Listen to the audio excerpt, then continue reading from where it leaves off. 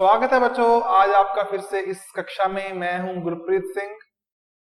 बच्चों, इससे पहले हमने जान लिया था किस तरह से सामाजिक सुधार अब भारतीय समाज में होने लगे थे, जिसका श्रेय सर्वाधिक अगर किसी को जाएगा तो वो थे स्वामी दयानंद सरस्वती, राजा राममोहन राय और स्वामी विवेकानंद। और भी बहुत सारे थे, लेकिन सबसे जो अग्रदूत थे, सबसे ज्यादा अगर श्रेय था या सबसे ज्यादा जो सामने आते हैं वो तीन लोग ही हैं या इनके कुछ शिष्य थे।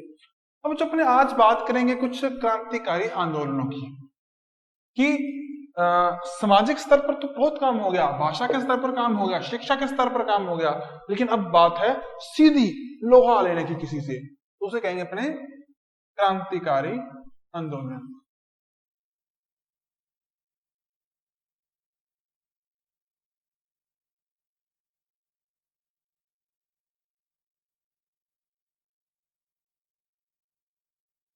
तो इसमें सबसे पहले अपने बात करेंगे जनजातीय आंदोलनों की।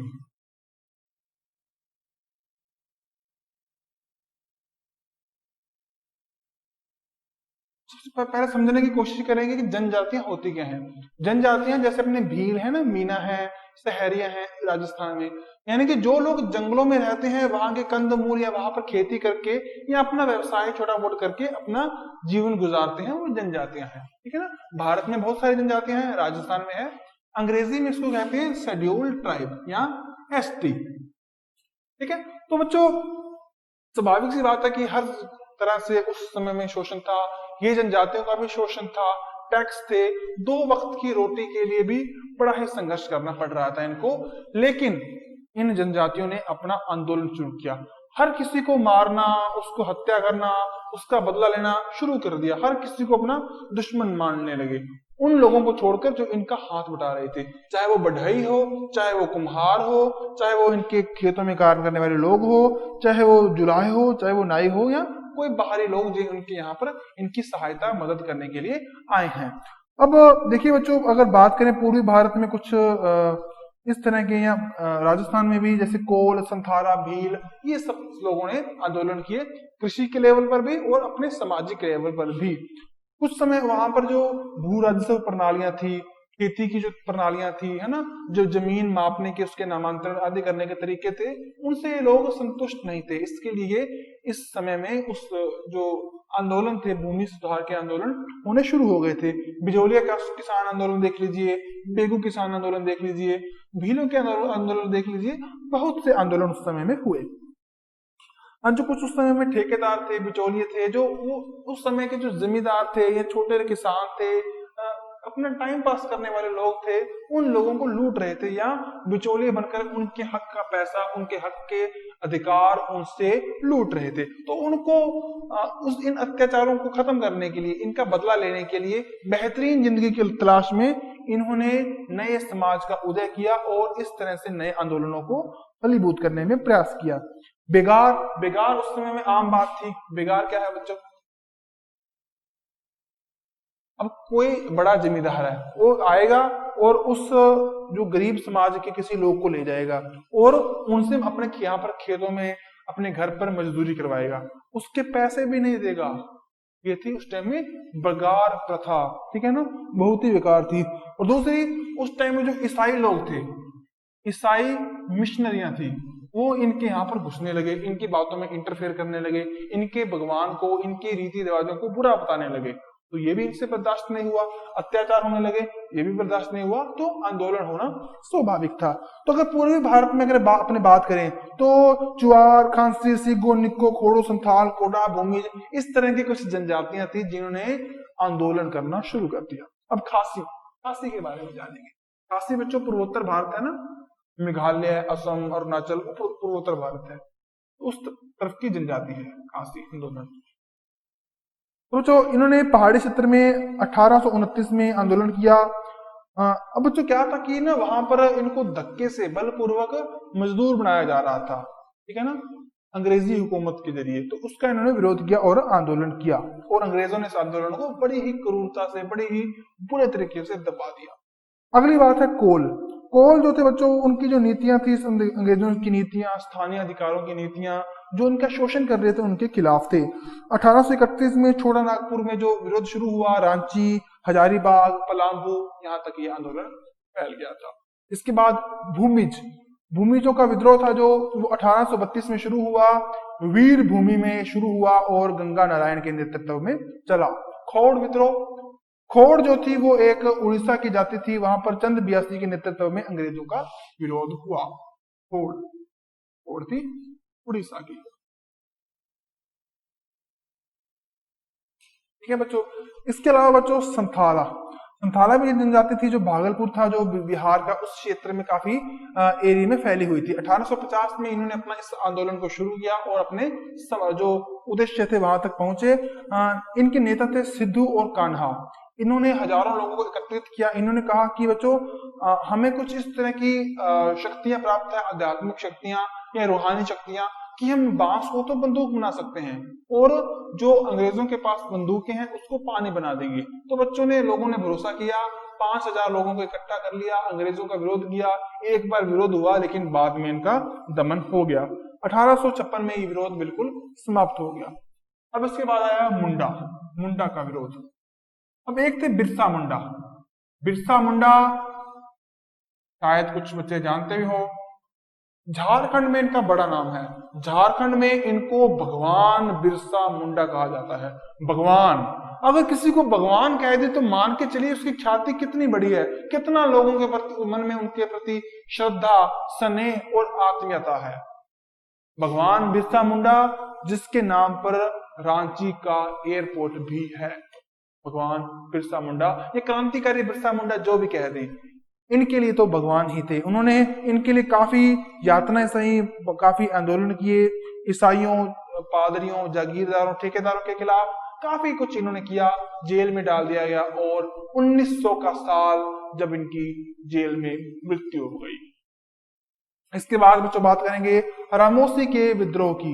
रामोसी जो महाराष्ट्र का सतारा है उसके आसपास का क्षेत्र, 1822 में यहाँ पर चित्तर सिंह नाम के एक व्यक्ति ने विरोध किया जो कि अंग्रेजों से दुखी थे, आक्रोशित थे। भील, 1825 में जो सेवरम भील थे, इन्होंने कृषि संबंधित कुछ बातों को लेकर अंग्रेजों का विद्रोह किया, लेकिन अंग्रेजी सेना ने इनको कुचल दिया। कोरा माल्या का विद्रोह, देखिए दक्षिण भारत के विद्रोहों की बात करें तो उसमें काफी महत्वपूर्ण स्थान रखता है कोरा माल्या का विद्रोह। 1900 में जब इनका जन्म हुआ था, इन्होंने अपने आप को 5 पांडवों में से एक बताया। इन्होंने बताया कि इनके पास कुछ अद्भुत शक्तियां हैं जिनके कारण ये बांस, बैम्बू को बंदूकों में, और उस टाइम में जो ब्रिटिश अधिकारी हैं उनकी बंदूकों को पानी में बदल सकते हैं। 5000 लोगों को एकत्रित किया और निशाना बनाया उस समय के पुलिस थानों को, क्योंकि पुलिस थाने बड़े ही क्रूर थे। पुलिस का काम उस समय समाज की हिफाजत करने से ज्यादा अंग्रेजी हुकूमत को बर्बरता से लागू करना था। आक्रोश था लोगों में, पुलिस वालों के प्रति उतर गया। पुलिस थाने का घेराव किया गया, लोगों को मारा गया। आज भी अगर कभी ना पुलिस बुरा काम करे तो उसको कहते हैं ये एक उपनिवेशवादी पुलिस है, औपनिवेशिक पुलिस है। इसी के कारण, क्योंकि औपनिवेशिक पुलिस काफी दमनकारी थी। ठीक है बच्चों।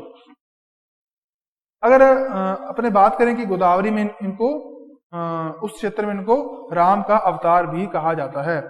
अब बच्चों अपने बात करेंगे कोंडा डोरा विद्रोह की।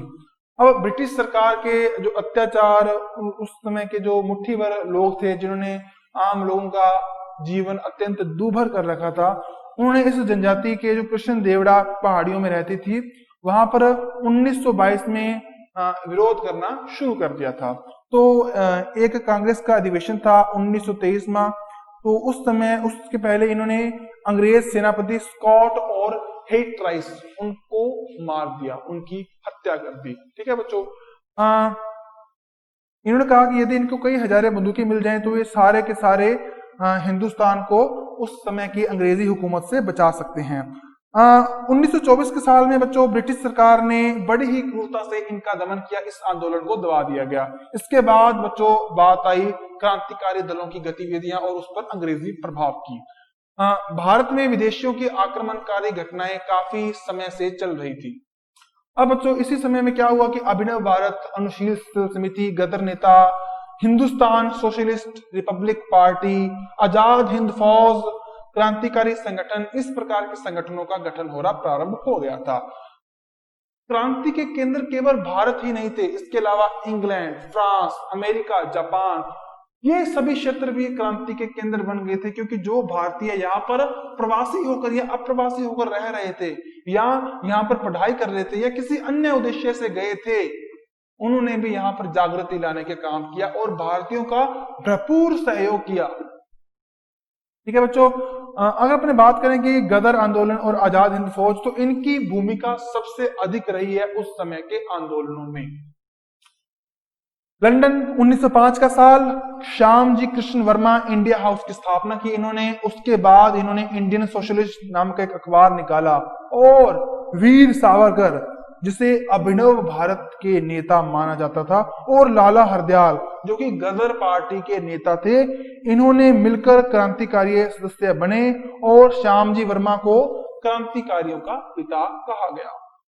पेरिस में SR राणा, श्रीमती भीकाजी, रुस्तम कामा, ये सभी लोग सक्रिय थे। बच्चों अब अपने बात करेंगे अभिनव भारत की।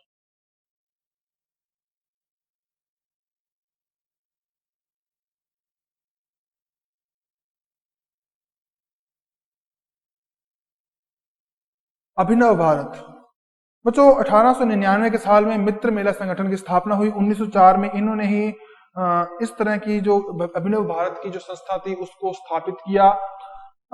नव युवकों को बच्चों लाठी चलाना, पहाड़ों पर चलना, साइकिल चलाना, घुड़सवारी करना, इस तरह के कठोर प्रशिक्षण दिए गए, ताकि कभी वो सेना में काम कर सकें या भारतीय सेना बनेंगी उसमें अपनी महत्वपूर्ण भूमिका को अदा कर सकें या उसको निर्वहित कर सकें। इसी आशय के साथ इन्होंने, एक व्यक्ति था इनका विनायक दामोदर, उन्होंने बहुत सारे शस्त्र, विनायक दामोदर सावरकर,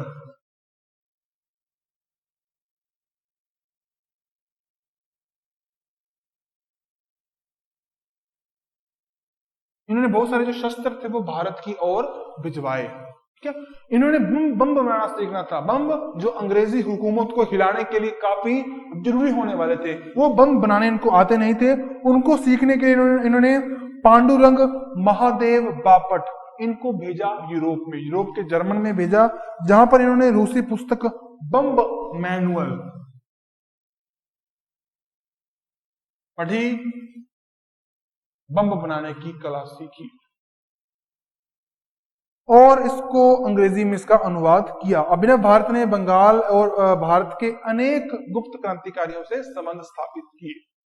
अब अपने बात करेंगे करजन वायली का हत्याकांड। करजन वायली बेहतरीन तरूर शासक था एक, तो उसको मदन लाल डींगरा ने मार दिया था। मदन लाल जो डींगरा था वो अमृतसर से इंग्लैंड गया था इंजीनियरिंग यानी कि अभियांत्रिकी की पढ़ाई करने के लिए। कर्नल वायली जो थे वो भारतीयों पर काफी अत्याचार करते थे, इससे दुखी थे। एक दिन जो सेक्रेटरी ऑफ स्टेट जो एडीसी थे कर्नल वायली, उनको इन्होंने मार दिया। अब बच्चों जब उनको मारा तो एक निंदा प्रस्ताव आया इनके खिलाफ, तो उसका भी विरोध किया गया। अब बात करेंगे अपने वीर सावरकर।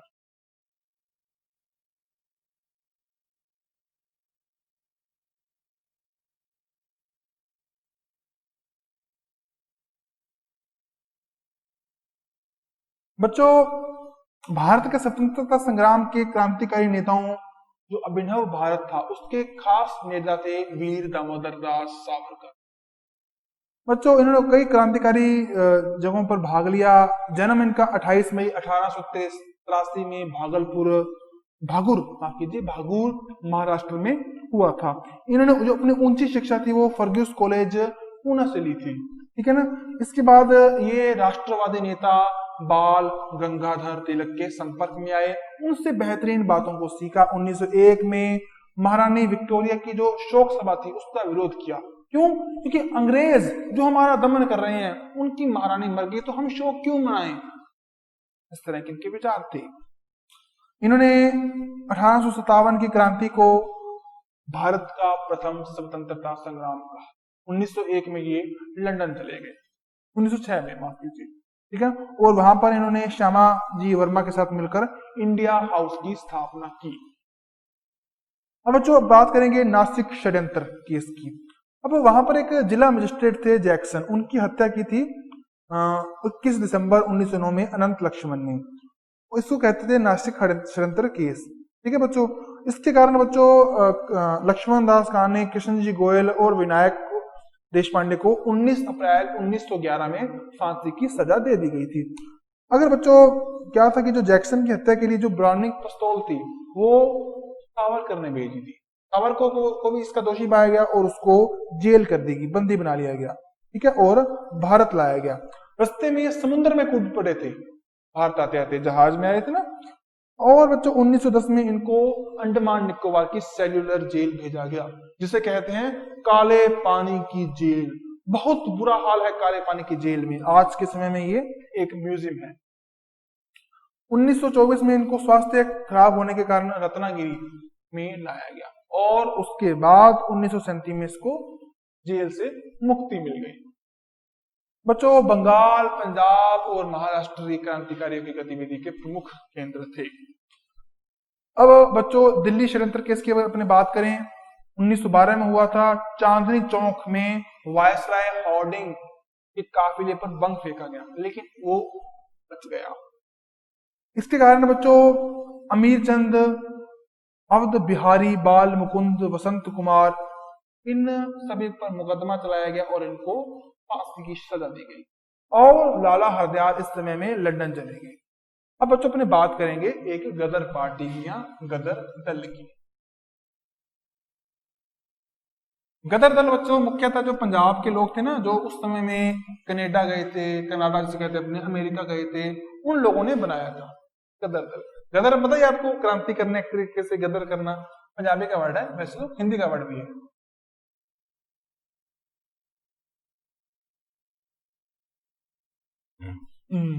तो बच्चों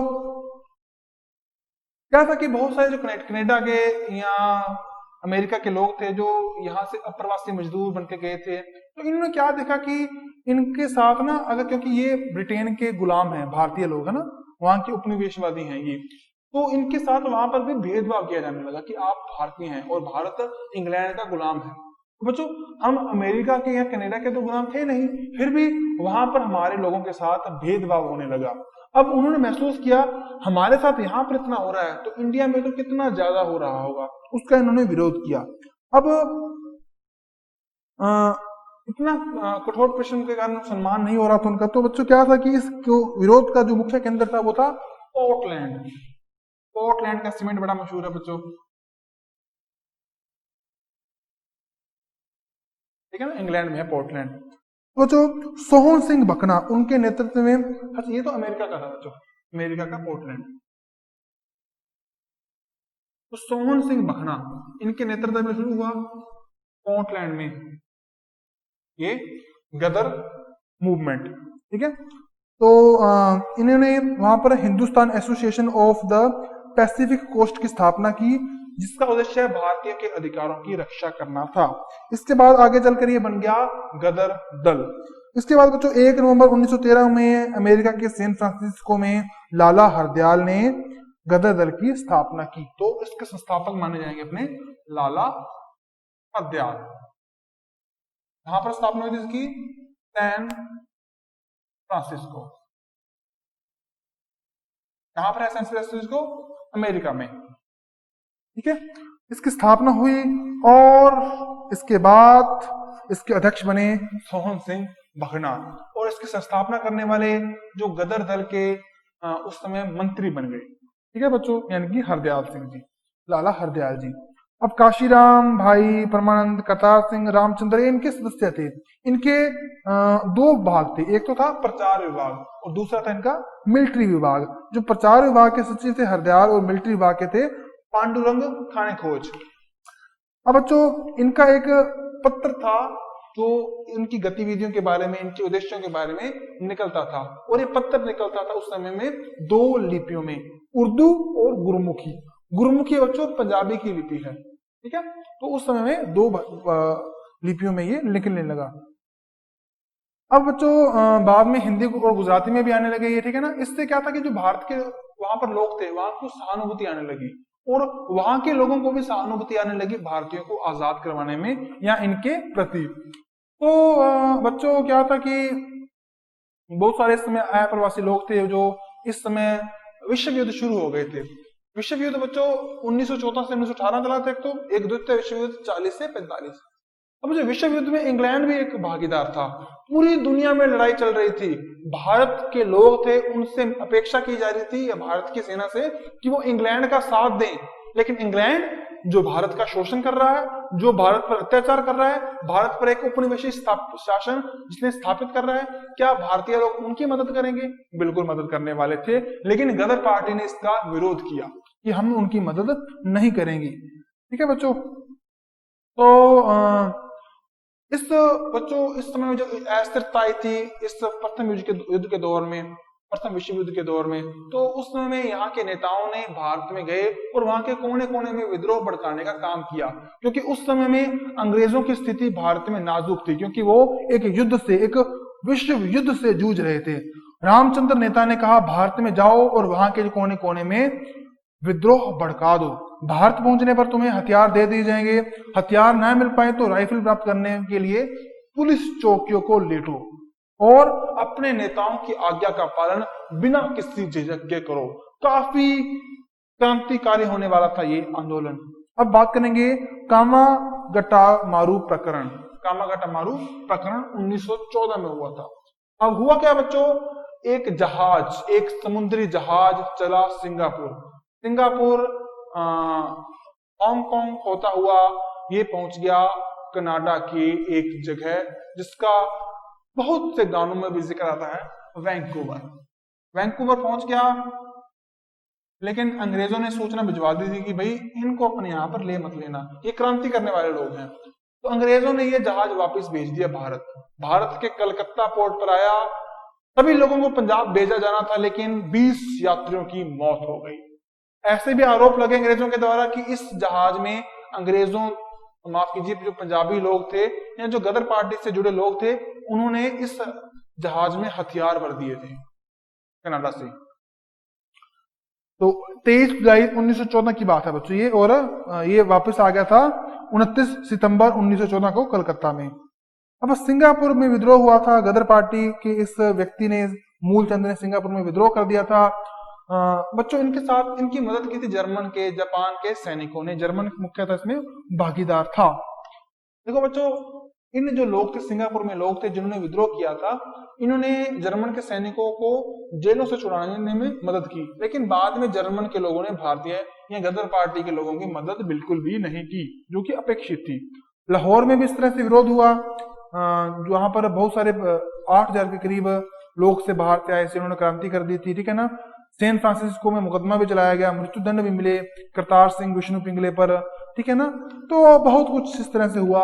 इन्होंने गुरिल्ला युद्ध पद्धति अपनाई, यानी कि छिप छिप कर युद्ध करने वाली पद्धति इन्होंने अपना ली थी। अब बच्चों इसके बाद क्या था कि काबुल यानी कि अफगानिस्तान जो आज का, वहां पर जाकर इन्होंने भारत की सरकार बना दी, घोषणा कर दी। उस सरकार के राष्ट्रपति बने महेंद्र प्रताप और प्रधानमंत्री बने मोहम्मद बरकतुल्ला। ठीक है बच्चों, और अफगान सरकार से संबंध स्थापित किए।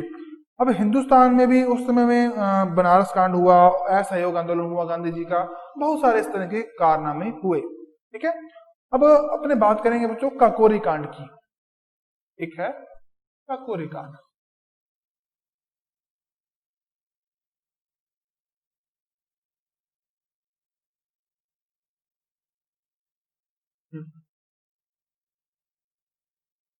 बच्चों इन्होंने क्रांतिकारियों ने क्या था, इनको अपने कुछ धन की आवश्यकता थी। अब अंग्रेजी खजाने को लूटना था, तो लखनऊ के पास काकोरी नाम की जगह है, वहां पर एक 9 अगस्त 1925 के दिन ट्रेन को लूट लिया गया। ट्रेन को लूटा गया, अंग्रेजी खजाने को लूटा गया, और इसके बाद राम प्रसाद बिस्मिल, अशफाकुल्ला खान, रोशन सिंह, राजेंद्र लोहड़ी, इनको फांसी की सजा सुनाई और शाचिंद्र सन्याल को उम्र कैद की। इसके बाद चंद्रशेखर आजाद जो थे वो भी यहाँ पर सम्मिलित थे गतिविधि में, लेकिन उनको ब्रिटेन की सरकार गिरफ्तार नहीं कर पाई। बच्चों गतिविधियां चलती रही। पंजाब, संयुक्त प्रांत, आगरा, अवध, बंगाल, बिहार, उड़ीसा, राजपूताना, ये सभी क्रांतियों के केंद्र बन गए थे गुप्त रूप से। 8 से 9 सितंबर 1928 की तारीख, दिल्ली के फिरोज शाह कोटला में भगत सिंह, सुखदेव, विजय कुमार, चंद्रशेखर, फणींद्र नाथ घोष, कुंदन लाल, ये सभी ने मिलकर इन्होंने एक हिंदुस्तान रिपब्लिक एसोसिएशन की स्थापना की। लेकिन भगत सिंह ने इसका नाम बदल कर करवा दिया Hindustan social Republic association. Hindustan कहीं ना कहीं लेनिन से प्रेरित थे। आजाद की काफी खास भूमिका थी। अब बात करेंगे सैंडर्स की हत्या की।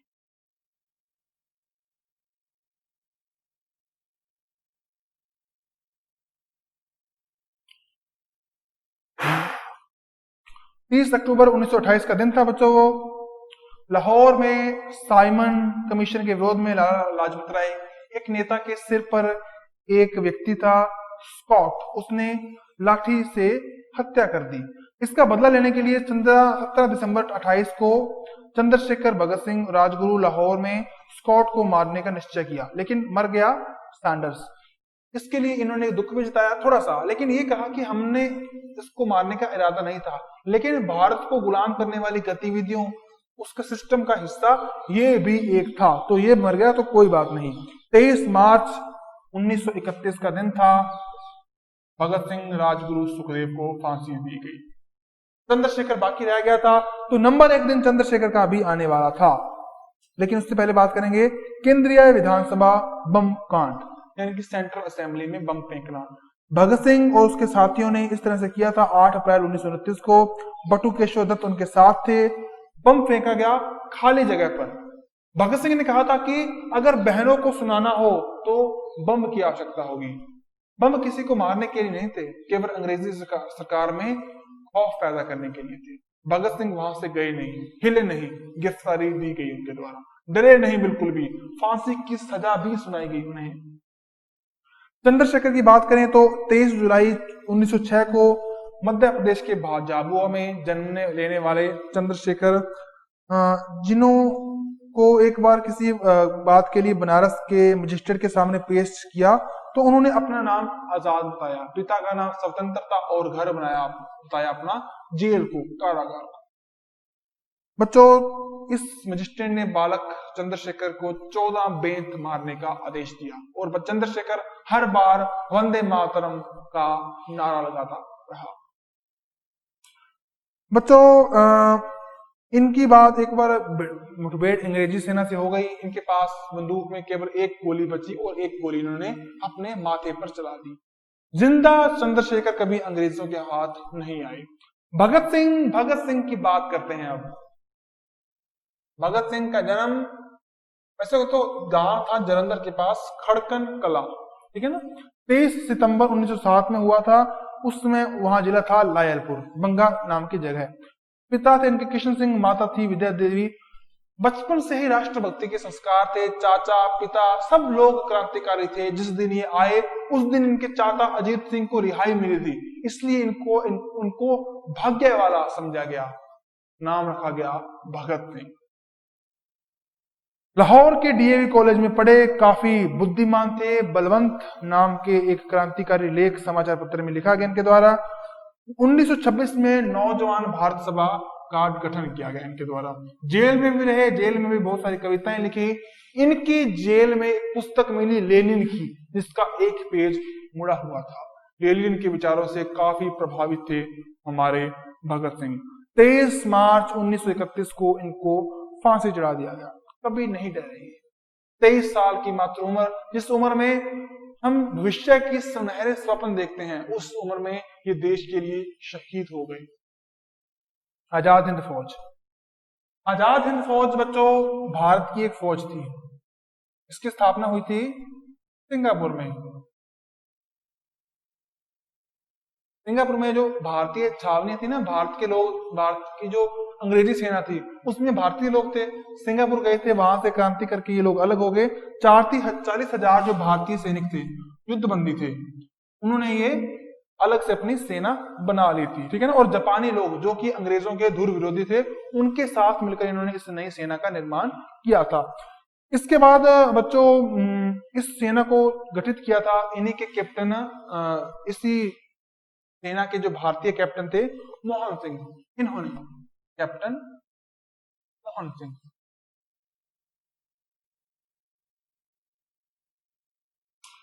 तो बच्चों 23 जून 1942 को बैंकॉक में रास बिहारी बोस के साथ मिलकर इन्होंने इस सेना का विस्तार किया। जापान सेना से हाथ मिलाया गया। जापान सेना उस समय में आज के भारत का पूर्वोत्तर हिस्सा मेघालय, असम, मणिपुर उस क्षेत्र में थी। अंग्रेजों की विरोधी थी, वहां पर चले गए। लेकिन एक समय यह भी आया कि जब जापान कमजोर पड़ने लगा, सुभाष चंद्र बोस इन्होंने इस सेना की कमान संभाली और जर्मन पनडुब्बी के साथ ये रास बिहारी बोस के निमंत्रण से जापान पहुंच गए। वहां पर रेडियो से भारतीय लोगों की हौसला अफजाई की। बहुत सी इन्होंने लड़ाइयां लड़ी, कुछ जीते कुछ हारे। लेकिन जब जापान द्वितीय विश्व युद्ध में हार गया तो इनको दिक्कत आ गई। इन्होंने नारा दिया, तुम मुझे खून दो मैं तुम्हें आजादी दूंगा। इन्होंने इसमें एक महिला बटालियन, जिसे झांसी की रानी बटालियन कहा जाता है, उसकी स्थापना भी की। ठीक है, कोहिमा पर भी कब्जा किया। आज भी वहां पर बहुत सारे इनके जो शहीद थे उनकी स्मृतियां लगी हुई हैं। ठीक है बच्चों, तो ऐसा हुआ बच्चों कि उस समय में इनको मृत्यु की सजा दी गई। लेकिन विद्रोहों को भड़कते देखकर इन्होंने अपने विशेषाधिकार से उस समय के जो लॉर्ड थे, उस समय के जो वायसराय थे, इनकी सजा को माफ कर दिया गया। ठीक है बच्चों, इस तरह के थे। अगर सुभाष चंद्र की बात करें तो इनका जन्म 23 जनवरी 1897 में उड़ीसा के कटक में हुआ था। इन्होंने आईसीएस की परीक्षा पास की थी। आईसीएस जैसे आज का आईएएस होता है, कलेक्टर वाली परीक्षा पास की। लेकिन फिर भी नौकरी को छोड़कर देश सेवा में लग गए। बेहतरीन काम किए। एक बार इनकी हवाई दुर्घटना में मृत्यु होगी। ठीक है ना। कांग्रेस का हरिपुरा अधिवेशन 1938 में और 1939 में ये कांग्रेस के अध्यक्ष चुनेंगे। लेकिन किसी बात को लेकर इनका गांधी जी से मतभेद था। कांग्रेस ने इनको 3 साल के लिए अध्यक्ष न होने के लिए नामित किया। अंत में ये 1940 में इनको गिरफ्तार किया गया था। 1941 में ये भागने में कामयाब रहे। रूस चले गए, वहां पर माफ कीजिए जर्मन चले गए, वहां से ये हिटलर को मिले और 18 अगस्त 1945 को ये किसी वायुयान की दुर्घटना में जापान में मारे गए। लेकिन अभी भी कुछ बार इनकी मृत्यु का भेद स्पष्ट नहीं हो पाया। बच्चों ये लेक्चर था यहीं तक। अब हम लेंगे इजाजत। धन्यवाद।